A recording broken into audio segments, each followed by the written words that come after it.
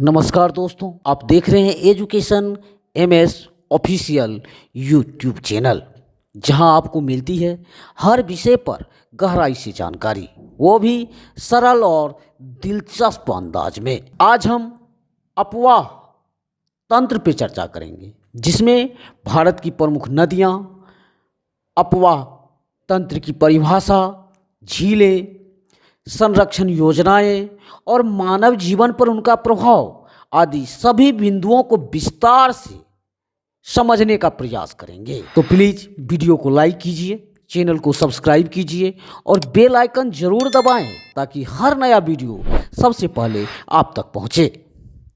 आइए अब फटाफट अंदाज में वीडियो को शुरू करते हैं। अफवाह तंत्र का परिचय।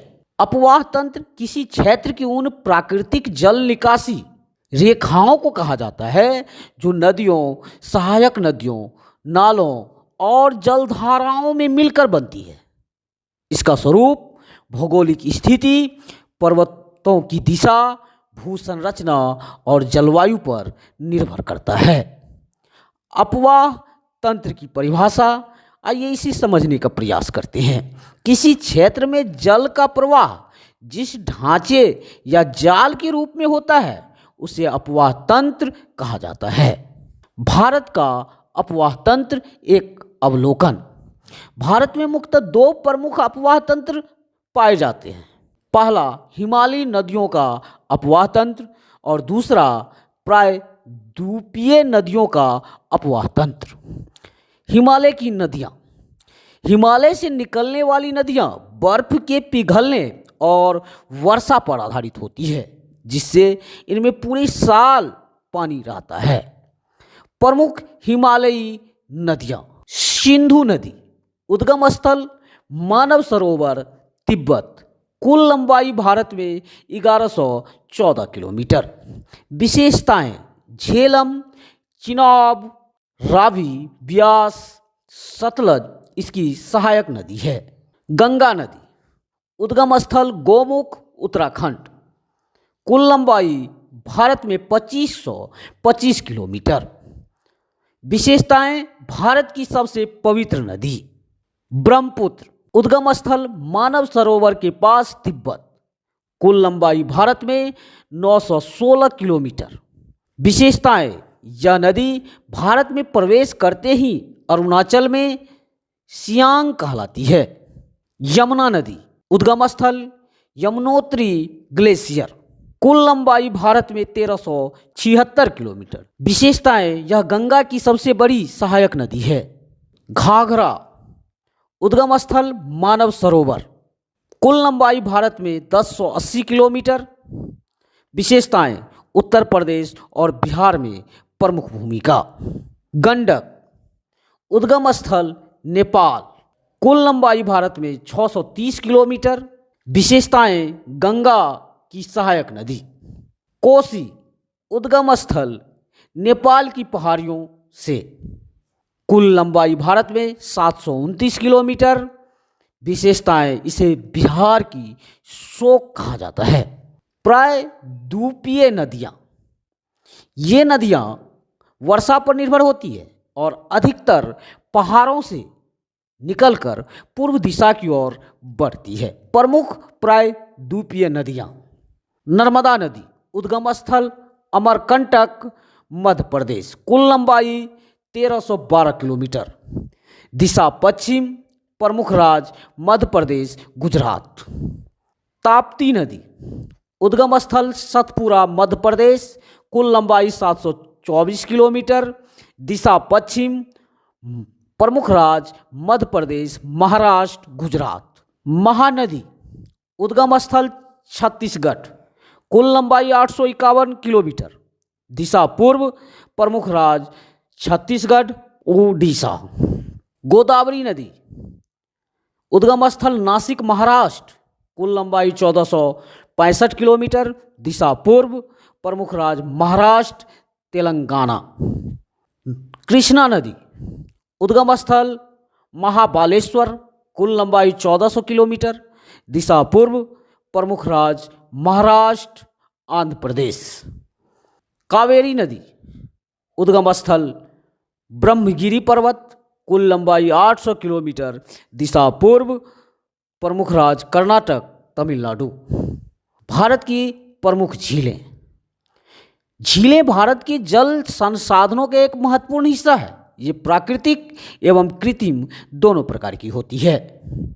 वुल्लर झील, राज्य जम्मू कश्मीर। प्रकार प्राकृतिक विशेषताएं, भारत की सबसे बड़ी मीठे पानी की झील। चिल्का झील, राज्य ओडिशा।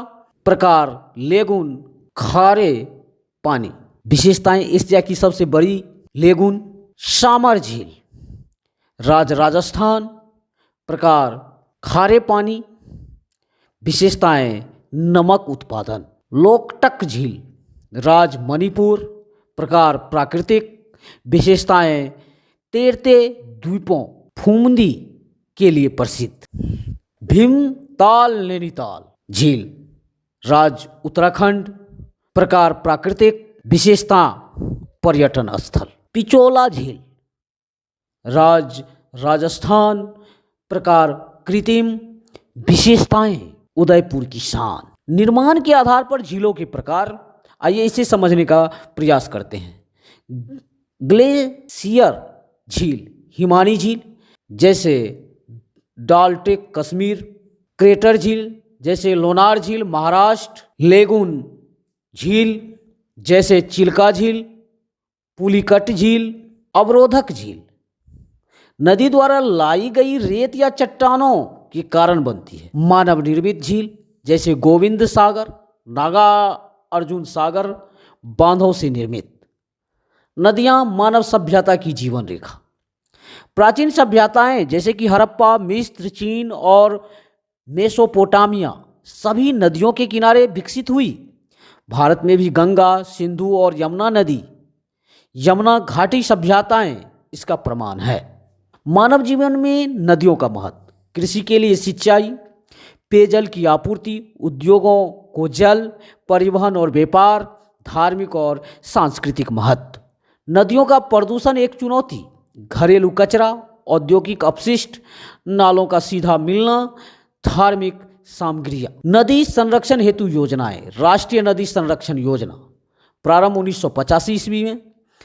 उद्देश्य प्रमुख नदियों की स्वच्छता और बहाव बनाए रखना। राष्ट्रीय जल संग्रहण केंद्र, नेशनल वाटर हार्वेस्टिंग सेंटर। जल संग्रहण और संरक्षण हेतु विभिन्न मॉडल विकसित किए जा रहे हैं। वनस्पति विकास और नदियाँ। नदियों के किनारे उपजाऊ मिट्टी होती है, जिससे वहाँ प्राकृतिक वनस्पति का विकास होता है। ये क्षेत्र जैव विविधता से भरपूर होते हैं। मानव जीवन पर अपवाह तंत्र का प्रभाव। जीवन शैली का विकास, नगरों का निर्माण नदियों के किनारे, सामाजिक सांस्कृतिक केंद्रों का विकास, प्राकृतिक आपदाएं जैसे बाढ़, सूखा भी इसी पर निर्भर। निष्कर्ष, भारत की नदियां और झीलें केवल जल स्रोत नहीं है, ये हमारे संस्कृति, सभ्यता और अर्थव्यवस्था की धुरी है। इनका संरक्षण हर नागरिक का कर्तव्य है। हमें समझना होगा कि यदि नदियां नहीं बची तो जीवन नहीं बचेगा। जाते जाते एक शायरी। नदी की धारा सी बहती जाए जिंदगी, शुद्धता और प्रेम की बन जाए बंदगी। नदी को बचाना जीवन को बचाना है, प्रकृति की इस ममता को सहेज पाना है। आइए अब ऑब्जेक्टिव टाइप क्वेश्चन आंसर पर चर्चा करते हैं। प्रश्न नंबर 1, भारत में कुल कितने प्रमुख अपवाह तंत्र? Option A 1, option B 2, option C 3, option D 4। उत्तर ऑप्शन बी 2।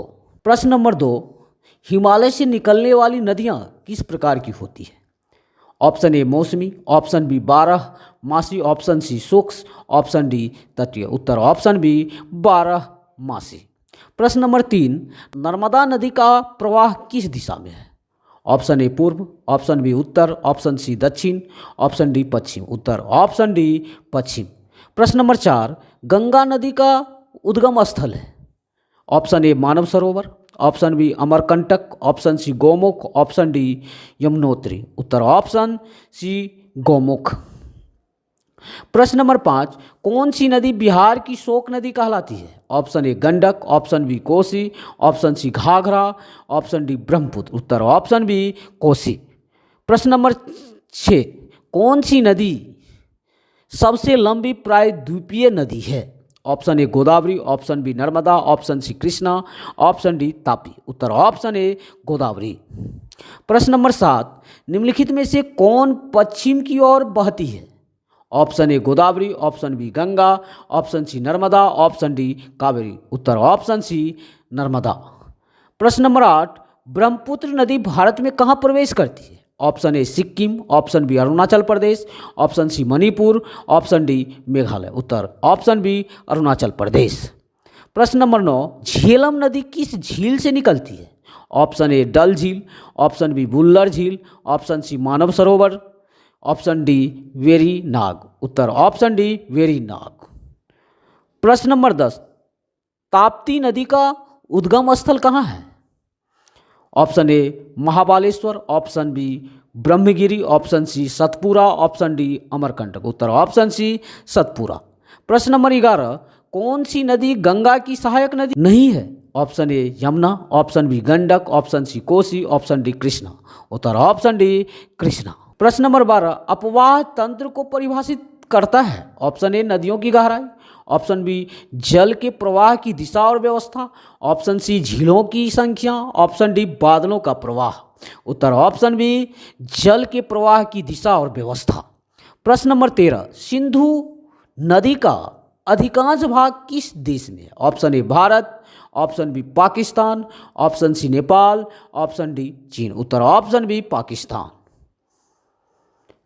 प्रश्न नंबर 14, कृष्णा नदी की सहायक नदी है? Option A Gomti, option B Bhima, option C Yamuna, option D Gandak. उत्तर ऑप्शन बी भीमा। प्रश्न नंबर 15, कौन सी नदी डेल्टा नहीं बनाती? Option A Ganga, option B Narmada, option C Mahanadi, option D Godavari.